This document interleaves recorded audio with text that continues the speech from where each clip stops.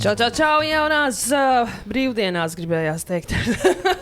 Jaunas brīvdienas, un man tālie ceļotāji ir atnākuši ciemos Jūlija un Zigmārs Zandersoni. Antarktīda. TV skatītāji jau redzēja arī skaisto video materiālu, jā, un tagad jūs esat šeit, tagad stāstiet, kā jums tur gāja. Bet no tā punkta, ka jūs iekāpjat tātad savā buru laivā, Mēs nonācām, tur ir divas starpības. Mēs pienācām pie buru laivas un iekāpām. Jā. Tas ir drusku dažu dienu nobīdi. Jā, pirmkārt, droši vien sveiciens visiem atpakaļ Latvijā, arī pie mums atpakaļ Latvijā. Un tad mums bija tā, ka, tad, kad mēs atbraucam atpakaļ, mums daudz uzdeva jautājumu, klasties, jūs esat pārliecināti, ka jūs bijāt Antarktīdā, jūs kaut kā esat atpakaļ tādi baigi nosauļojušies un tā. Un mēs arī tā dīvaini atgriežamies atpakaļ. Latvija ir augstāka nekā Antarktīdā. Cik bija Antarktīdā? Jā, Antarktīdā šobrīd ir vasara un bija kaut kad... bišķiņ viegls mīnusiņš, ap nulli, viegls plusiņš. Tāds mūsu pavasaris. Plus mīnus 5, jā. Bet mums tagad, tāpēc, ka mēs bijām Antarktīdā, visu laiku Facebookā metās ārā visādi tie sižeti, un te es skatījos, ka viens ir ielicis, ka tur bija plus 15. Un ar to termometru mēra jaktas tos dēļu temperatūru un rāda plus 32. Tā kā, ja saule spīd, tad tiešām tur ir tad ļoti silts, spīd ļoti reti. Jā, var redzēt arī, kur mums ir paveicās saulīte. Ziniet, kā ticiet, neticiet, bet šitādi kadri uzņemti naktī. Jo tur arī šobrīd ir polārā diena, un neskatoties uz to, ka Antarktīdā praktiski tur 360 dienas ir apmācies, mums ir paveicies ar tām 5 dienām, kad viņam spīd saule. Un tiešām, bija izcils laiks, un mēs dabūjām, man jau kā fotogrāfam bija svarīgi skaistu gaismu, un tad... bet sniga arī, un tur arī es dabūju visādas bildes, kur pingvīni sniegā. Kur ir pingvīni? Jā, pingvīnu ir ļoti daudz. Vienu brīdi gan tāda sajūta, ka visi pingvīni ir pārcelušies dzīvot pie Ukraiņas zinātnieku stacijas, jo es sapratu, ka viņi tur ir mēģinājuši saskaitīt. Viņi kaut kāds 6,000 saskaitījuši, 7,000 saskaitījuši. Tas tā kā pirms miega aitas skaitīt un sajūku un atkal no jauna. Jā, bet tiešām ir tā, ka tie pingvīni tur ir visur apkārt. Tiešām tas ligzdas un arī kaut kur pildēs mums parādās, ka tur obligāti ieejot iekšā stacijā, tev jānovelk visi apavi un tā tālāk, tāpēc, ka citādi tur viss, kas paliek pāri no pingvīniem, ienes iekšā, un tad ir tāda fantastiska sajūta, jo tu var smieties, vai mēs tā kā tuvāk Latvijai nevienu pirti neesam atraduši, bet mums bija iespēja Antarktīdā iet pirtiņā, un tad tu sēdi iekšā pirtī, un tad tev apkārt tu klausies, kā tev pingvīni tur un pēc tam, protams, kur mums bija video arī pelde Dienvidu okeānā. Kāda ūdens temperatūra? +2. +2, bet jūs jau tādi tie roņpeldētāji, aktīvi esat. Mēs esam roņi sēdēt. Tagad baigi nepapaldīt, bet mums arī, tagad mājās ir aliņas un viss ir visu putoplāstu, jo man apnika katru dienu cirbi daudzīgi. Un viņš drusku strādā. Drusku tikai. Ar lāpstu, pēc tam var izsist. Redz, tagad Daugavā, Rīgā, tur nedrīkst iet pa to ledu. No sākuma atļauj, un tagad ir aizliegts. Un kaut kādi razbainieki vakardien esot tomēr par spīti liegumam gājuši pāri. Nedrīkst. Liela upe ir tiešām bīstama un visādas traumas apakšā, tā kā pilnīgi noteikti tam pie tiltiem. Bet labi, stāsts par jums un Antarktīdu. Labi, jūs bijāt Ušojā, viss sākās, riktīgi tas ceļš uz Antarktīdu. Tad, kur bija lielākie izaicinājumi? Visvairāk man interesē Dreika šaurums, kas bija tā bīstamākā vieta, Zin kā, tā viss uzreiz mums, diemžēl, nesākās, jo tas, ka mēs arī stāstījām, tad, kad mēs sazinājāmies no Ušojas, mūsu ceļš sākās drusku vēlāk, nekā tas bija sākotnēji plānots. Arī viens no iemesliem bija tas, ka Dreikā bija vētra, un tad, tomēr prātīgi burātāji pagaida, kamēr vētra pāriet. Un tad līdz ar to mēs devāmies ceļā laikam kādas 4 vai 5 dienas? 5 dienas vēlāk, jā. Un tad gājām tādā astē vētrai, kur jau varbūt vējš nav tik spēcīgs, bet okeāns vēl šūpojās.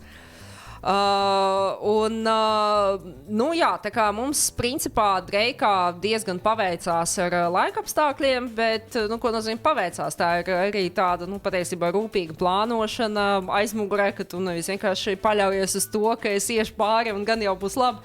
Bet tomēr tu seko līdzi gan laika prognozēm un plāno to savu ceļu pāri. Un tev vajag pasaka, kā tev gāja Dreikā? Man gāja visādīgi.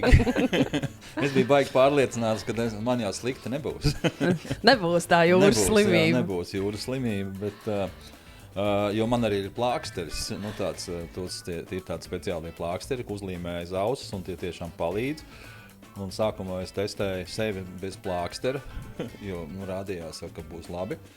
Un tad, jā, tur ir tādas, tas ir, kad baigi šūpojās, tad tu noej lejā, tā kajītē un mēģini kaut ko atrast, kaut kādas savas drēbes un tam līdzīgi, un tad baigi pēkšņi paliek slikti. Tā vienā rāvienā, jā, un tad tu mēģini iziet pelpo, tad tur ārā nevar iziet, jo tur viļņi, ja, un tam līdzīgi, tagad tu nezini, ko darīt, un meklē maisiņu un tā, bet tas bija vienu brīdi, un tas ir kaut kā, tu tiec tam pāri, es nezinu, kaut kādas, man liekas, ka otrā dienā jau man viss bija tā kā daudz. Veselu dienu tad ir, tā kā attīrīšanās piespiedu kārtā. Tas Dreika šķērsošana ir tādas 4 dienas, un tādas 4 no dzīves izsvītrotas dienas, jo neko tu baigi neizdarīs. Visforšāk tu jūties guļus, lai cik tas būtu smieklīgi, bet pagulēt... Bet kurš tad tur vada to visu? Tie, kuriem nav slikti, ja? Tāpēc es speciāli pajautāju, jo mēs esam pilnīgi dažādām sajūtām par Dreika šķērsošanu. Tad tu biji kā kapteinis, tas burus tur? Nē, patiesībā tur bija tā, ka kapteinis bija apslimis un visu Dreika šaurumu vismaz turpceļā viņš arī gulē. Tad tie, kuri bija... bez jūras slimības un izturīgāki un pie veselības, tie attiecīgi gāja maiņās. Jā. Bet, protams, ka tur ir maršruts, kas jau visos tajos platuros ir atzīmēts un laiva arī līdz ar to zina, kādam maršrutam sekot, un ir autopilots. Protams, ka jebkurā gadījumā ir jāskatās, un jo vairāk tu tuvojas Antarktīdai, arī ir jāseko un aizbergiem un jāskatās. Pareizi aizbergi. Vaļiem. Jūs redzējāt vali? Ui, cik mēs daudz redzējām vaļus. Jūlija skaitīja. Pirmajā dienā. Viņai pazuda blociņš. Pirmajā dienā viņa priecīgi saskaitīja 15, un tad viss. Nē, man liekas, ka es vienkārši pēc 15 pārstāju skaitīties, sapratu, ka es vairāk vienkārši nespēju izsekot. Bet mums bija jātic. Viņa vienīgā sēdēja augšā, tur augstumā un skaitīja vaļus. Izklaida. Es esmu atbraucis uz Antarktīdu tik tālu, ka, ko tu es tur darīšu iekšā? Skaitīs vaļus. Tur ir augsti vai nepatīkami, vai vēl kaut kas, vēl drēbes un jāiet ārā. Ar ekipējumu viss bija kārtībā, jums tādā ziņā nevajadzēja tās vilnas zeķes liekas vai ko? Mēs bijām paņēmuši reāli pat daudz tās drēbes. Jā, zin Uz tās laivas īstenībā, tad, kad viss strādā, ir ļoti silts. Bija, protams, dienas, kad bija tāds, ka neviss strādāja un bija drusku vēsi. Un ir uz laivas ir 2 lietas, kas ir svarīgas. Ir elektrība, kaut kāda, kad ģenerators kaut ko darbojās un kad tev ir iespēja kaut ko uzlādēt. Un vispār, kad motors griežās. Un otrs ir, kad ir ūdens. Un bija brīži, kad nebija... Saldūdens, jā. Bija, saldūdens, jā. Un tas viss iet uz toaletēm un tam līdzīgi. Un man liekas, ka nomazgājāmies uz laivas mēs vienu reizi tajās nedēļās. Jā, jo vairāk, diemžēl, mazgāties mēs nevaram. Vienkārši tur mainās tava mazliet attieksme. Jā? Vispār no dzīves vērtības arī. Tu iespējams mainītu zeķes un vēl visu kaut ko stipri biežāk. Ja? Tur tu jau saproti, dzīves apstākļi ir citādāki, un vienu brīdi tu saproti, ka tev sarežģītāk, stipri sarežģītāk to visu izvilkt ārā, jo rēķinies vietas praktiski nav. Tev tā kajīti praktiski tikai vienīgi gulta, un tad tur ir kaut kur zem gultas, tur dziļumā tas viss ir. Tev visa laiva šūpojās, tev tur tik tiekšā to visu izvilkt ārā, pēc tam salikt atpakaļ. Pilnīgi lieki. Un tad vienu brīdi tu saproti, visi tādi. To, kur ir viss salikts, to zināja tikai Jūlija. Tāpēc, ka tev jāsaliek tajā brīdī, kad tu esi sākumā Dreika šaurumā, kāds nokāp lejā, paziņoja, man ir slikti un man ir panika, kā to visu salikt un aizgāja projām. Kādam bija jāliek. Labi, mīļie, mums ir jādodas arī reklāmas pauzē. Kā tu bez tās? Turpinām sarunu ar, es jau teiktu, bišķiņ dullajiem latviešiem, kuri bijuši Antarktīdā. Mums ir fotomateriāli un viss pārējais. Es tagad par Dreiku esam izrunājuši. Zigmāram bija slikti, Jūlijai nebija slikti. Detoks bija, tāds labs. Neliels 4 dienu garumā. Vienā virzienā, vēl ir 4 dienas atpakaļ. Jā, un kas tālāk? Arī video es redzēju, ka jūs šļūcat no kalniņa, atradāt ziemas izklaides, tādās ziemas olimpisko spēļu noskaņās, savu veidu kamaniņu braukšanu. Kā bija ieraudzīt to pirmais tas skats?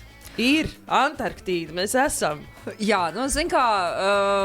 Protams, Zigmārs jau te pieminēja, šausmīgi lēpojos ar to, ka tad, kad mēs jau tam Dreikam gājām pāri, es biju pirmā, kura ieraudzīja zeme, kā īstam jūrniekam, kurš ir burājis smagos apstākļos, un tu pēkšņi redzi sauszemi, tad visiem ir sajūsma un prieks. Un meklē šampanieti. Un tad sāk parādīties, protams, arī aizbergi, un tad, pirmie parādās varbūt tādi maziņi gabali, un to jau cik forši. Un pēc tam lielākie un tādas 9-stāvīgas mājas, un ar caurumiem pa vidu, un visādās krāsās, un tā tālāk. Un, protams, ka pat grūti aprakstīt, jo tas vienkārši aizrauja elpu ik pa laikam. Un es atceros, ka mēs gājam cauri tādam baigām šaurumam starp Antarktīdu kā kontinentu un salām, un tiešām tāds ļoti šaurs, tur tā kruīza kuģis tur baigi nevar iziet cauri, un tad te tādām baigām šaurumam, un tev visur ir aizbergi, es redzu, Zigmārs man stāv blakus, skatās uz man, es šitā nekad mūžā neietu. Un tad tu ej tur var arī uzkrist tie gabali, ja? Nē, tas, ka tev nav īsti, kur izbraukt. Jā, tu nezini, vai nav brīvs ūdens, tev viss tur ir kaut kāda ledus gabali, ja? Un tad tā laiva, un šitā, tā kā zigzagā, tu skaties uz priekšu, tur varēs izbraukt vai nevarēs. Un es pēc tam jautāju cilvēkiem, kas tur ir tā kā pieredzējuši, un vai kādreiz ir tā, ka tiešām nevar, ka jāgriež apakaļ. Ja? Ir situācijas, kad kaut kāds aizbergs nosprosto tev tur to tālāko visu šaurumu, un tu netiec vienkārši uz priekšu. Bet jums visi vārti bija vaļā. Mums viss sanāca, un tad tu ej pa to šaurumu, un tev tādas klinšu sienas, melnas abās pusēs, un aizberga, un pēkšņi tev tur burtiski līdz sienai, tā kā varbūt no šejienes līdz studijas sienai, un pēkšņi tev vēl pa vidu uzpeld valis, tā un tu burtiski skaties, un tu redzi, ka rekur viņš ir, un mums ir bijis pat tā, ka valus burtiski tu redzi, ka viņš ienikst, un tā zem laivas aizpeld. Un to, protams, tu nevari tā izjust un piedzīvot, ja tu dodies ar lielo tādu kruīzu kuģi, un mēs redzējām, vaļas mēs vispār redzējām ļoti daudz. Es sākumā pirmajā dienā, patiesībā naktī, jo tur visas dienas un nakts viss sajūk, un tā ir vislielākā problēma, man liekas, tur, kad gulēt, tāpēc, ka tev viss tāda... dabīgi nenāk miegs? Vien brīdi tev sāk nākt miegs, tad tu arī gulēt, bet tu nevari īsti tā pēc pulkstenes orientēties, bet tev ir tik daudz... Jūs bijāt ārpus laika. Tas ir ekskluzīvi. Jā. Tur ir visas tās laika joslas, tas arī sajiet kopā. Un, kā, visas tās emocijas un visi tie hormoni, dopamīni, adrenalīni un tā tālāk, ka tev arī gulēt droši vien gribās mazāk, Un mums bija viens vāļu pāris, kur bija mamma ar mazuli. Nu, tad viņiem parasti mazuļi dzimst siltajos ūdeņos, un tad viņi nāk baroties uz augstiem ūdeņiem. Un tur varēja redzēt, ka tas mazais tur arī uzpeld, un man arī ir viena fotografija, kur ir lielā aste un mazā aste blakus. Un tad... Acīm redzot, tas, kā jau visām mamām, dažreiz ir tie brīži, kad bērni jau viņi bišķiņ tā kā jāliek mierā. Un tad mēs pēc tam lasījām, ka tā ir tāda vaļiem šajā gadījumā raksturīga uzvedība. Māma vienu brīdi saka, neizturēt vienkārši sitā rasti pa ūdeni, tā kā mazais, viss pietiek, ja.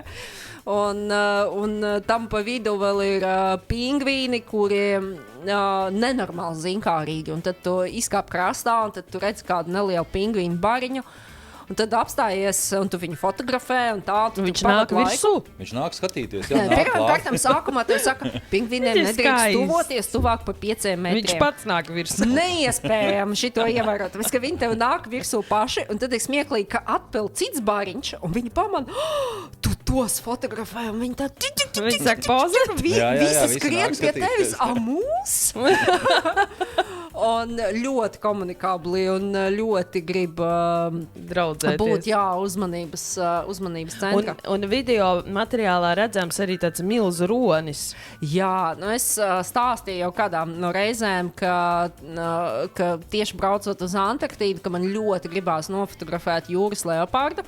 Un tas milzi ronis, kas tur ir, tas tieši ir tas jūras leopards. Man tiešām paveicās, un beigās mēs redzējām, sanāk kādus 5. Jā, es saskaitīju 5.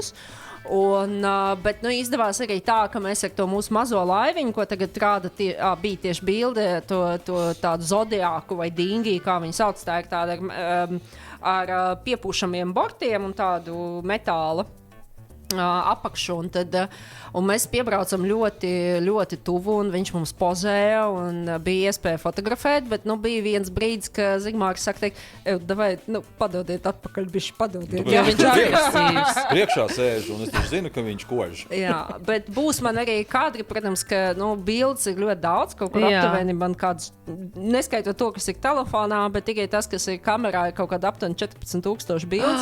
Tā kā man paņems kādu brīdiņu. Būs ko darīt.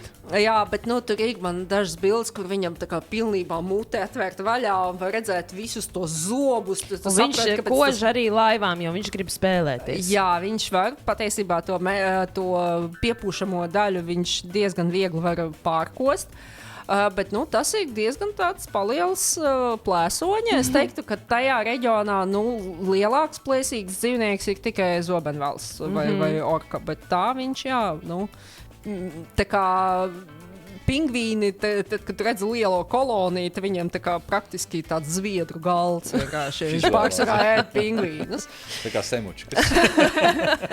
Bet mums Radio SVH arī liels notikums. Pirmo reizi tāds vispār ir ekskluzīvi. Radio SVH grupas tātad karogs tika pacelts. Es visu laiku gaidu, kad fonā būs tā īstā bilde. Drīz būs. Tad mūsu karogu pacēlāt Antarktīdā. Stāstiet par to. Mēs jums arī svinīgi to karogu atvedam. Šis ir karogs, kas ir bijis Antarktīdā. Svētais. Vai, man tas gods pieskārties. Jā. Labi, ka neatstājāt, nepiesārņojāt. Jā, obligāti. Šīs plīvoja. Jā, plīvoja gan uz laivas, gan krastā. Mēs viņu pacēlām, gan tā mastā uz pašas burlaivas, kur ir kadri, un tad arī fotografējamies krastā kopā gan ar roni, ne gan jūras leopardu, bet ar citu roni un kopā ar pingvīniem. Tā kā tur tās bildes parādās. Gaidam. Jā, pa laikam. Un, tas bija tāds liels pasākums, ka jādodās krastā Antarktīdā. Tas bija tieši kontinentā. Tieši kontinentā, tas nav salām, tas ir tieši kontinentā, tas ir svarīgi. Tā kā mēs tiešām burtiski aizvedam SVH līdz Antarktīdai. Sirsnīgs paldies jums! Gribējām ietīt vienu pingvīnu tur iekšā. Atvest pingvīniņu. Bet mēs godīgi izpildījām arī vienu citu mūsu apņemšanos. Kartītes. Mēs ļoti daudziem cilvēkiem esam aizsūtījuši kartiņas. Kur ir, jā, tas ir. Un tas apakšā tur guļ ronis. Tas nav gan jūras leopards, bet tas ir ronis, kas tur guļ. Ar roņa skatās uz visiem SVH skatītājiem. Jā, mēs nosūtījām kartiņas. Mums gan arī tas viss bija ar piedzīvojumiem, tāpēc, ka daļa tā, ka mēs 5 dienas vēlāk izgājām, tad mums mazliet saīsinājās tas laiks Antarktīdā. Kas no vienas puses ļoti žēl, no otras puses ir tāda patīkama sajūta, ka tu atgriezies atpakaļ, tādu mazliet mazumu, tādu piegaršu, kas gribās atpakaļ. Mums dalās viedokļi, varbūt kādā veidā uz turienu burāda doties atpakaļ, bet, jo mums vienkārši arī pašsajūta uz laivas bija mazliet atšķirīga. Jā. Bet līdz ar to mums nācās ieviest korekcijas arī mūsu maršrutā, un, protams, ka tas arī tas plus, protams, ka tu esi tik mazā komandā un principā pats sev noteicējis, ka tu vari pielāgoties situācijai. Un līdz ar to mēs sanāca, ka mēs tā kā viss, varbūt nedaudz sasteigtāk nekā mēs bijām plānojuši, bet kaut kādu... Tomēr mēs gribējām likt uzsvaru uz to, ka mēs gribam redzēt dabu, dzīvniekus un tā tālāk. Un līdz ar to britu... staciju, kur šobrīd nav īsti zinātniskā stacija, bet vairāk tāda turistu vieta, kur ir pasta nodaļa, mēs viņu nolēmām izlaist. Bet ir skaidrs, ka mēs esam apņēmušies un mēs mūsu apņemšanās ļoti nopietni uztveram. Un līdz ar to mēs vienojamies Ukrainas zinātnieku stacijā, ka no viņiem arī var nosūtīt pastkartes. Mēs izpirkām pilnīgi visas pastmarkas, un arī tās, kuras viņiem nebija, jo viņiem vēl veda pastmarkas, un tad tur viss štempeļus un tā tālāk. Tā kā visas pastkartes ir nosūtītas. Fantastiski. Tikai no cits vietas, un jāsaka, ka viena pastkarte ceļo arī Ievai. Tā kā... Jā? Wow, cik forši! Paldies! Es negaidīju, tiešām tas ir pārsteigums. Tā kā tagad tev būs ko gaidīt. Padod mums ziņu, kad būs atnākusi, ja mums nav ne jāuzsmas, cik ilgi tas aizņems. Tas nebūs ātrāk kā marts. Es vispār biju domājis, ka uz nākamo jauno gadu var būt. Mīļie, mēs jau varētu runāt arī diennakti, kā jau mēs smejamies. Kaut kāds arī nepatīkams gadījums gadījās, taču viss nevar būt tik skaisti. Nē, protams, visādas lietas, jā, burāšana ir burāšana, un, protams, ka tas arī prasa savu, un bezvarot kaut kāds slikts pašsajūtas, ir dažādi cilvēki, ir tādi, kuriem vairāk bail, kuriem mazāk bail. Ir mums, diemžēl, viena meitene komandā, kura tomēr atgriezās ar pietiekoši nopietnu traumu, un kura dreikā nenoturēs un salauza ribas. Vienkārši tā kā atsitās kaut kur. Jā, dažreiz, kad tev sāna vilnis uznāk virsū, tu turies un varbūt nenoturies pietiekoši, viņai, diemžēl, nenoturējās un aizlidoja pa jahtu, un tad, diemžēl, viņa sanāca, bet viņa malacis, viņa viss noturējās, viņa nečikstēja, baigi nesūdzējās. Mēs nedrīkstējām viņu smīdināt. Mēs nedrīkstējām viņu smīdināt. Kā viņu kaut kur nogādāja? Nē, viņu uz tabletēm. Viņa uz tabletēm palika līdz pašam galam, tas jebkurā gadījumā bija jau atpakaļ ceļā Dreikā, un tad jau viņa tika uz slimnīcu tajā brīdī, kad mēs bijām atpakaļ Ušojā.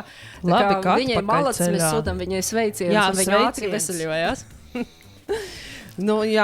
Izaicinājumi arī mēdz būt galvenais, ka galā viss ir kārtībā. Jā, šis tas salūza arī uz laivas, un skaidrs, ka tādas ķībeles ir bijušas, bet tas viss piederās pie lietas. Un viena lieta, ko es vēl gribēju pateikt, ka noteikti, mēs tiešām varam runāt ilgi, bet noteikti daudz stāstu mums vēl nāks. Jā, un kur mēs būs pasākums ar stāstiem. Mēs jau bijām solījuši visiem tiem, kur piedalījās mūsu paskreklu projektā, un šobrīd mēs plānojam, ka tas būs 22. aprīlis, bet sekojot sociālajos tīklos, mēs ļoti sāksim par to visu stāstīt, kad pasākums būs, kur viņš būs. Un būs arī skaistās bildes tavas. Un bildes, un stāsti, un filma, un visu saliksim kopā, un tad jau mēs varēsim tiešām ilgi runāt. Jā. Vēl izstāstam par horna ragu. Jā, tas mēs tā kā īstie jūrnieki apņēmām speciāli, pabraucām drusku, nevis pa taisno apakaļ uz Ušoju, bet tā, lai mēs varētu apņemt to, burātājiem ļoti svarīgo tādu punktu, tas ir Horna raks. Un tad ir tā, ka pēc tiem senajiem jūrnieku, kā lai saka, ticējumiem, tad, ja tu apņem to Horna ragu un ar to pusi, ar kuru tu esi viņu apņēmis, mūsu gadījumā ar kreiso, tad tajā ausī, ar kuru pusi tu apņem, tu liec iekšā auskari. Jā, tāpēc es domāju, kaut kas tev citādāk. jā, es tiku pie otrā caurumu, bet Zigmārs pie pirmā. Jā, un tas ir, un īstenībā... Tāpēc jūrniekiem ir auskari? Jā, un tāpēc viņi sēž ostas bāros ar kājām uz drīkst uzlikt kāju uz galda. Britu pabos agrāk bija tā, ka, ja tu esi apņēmis Horna ragu un tev ir tas auskars, tad tev pirmais dzēriens bez maksas.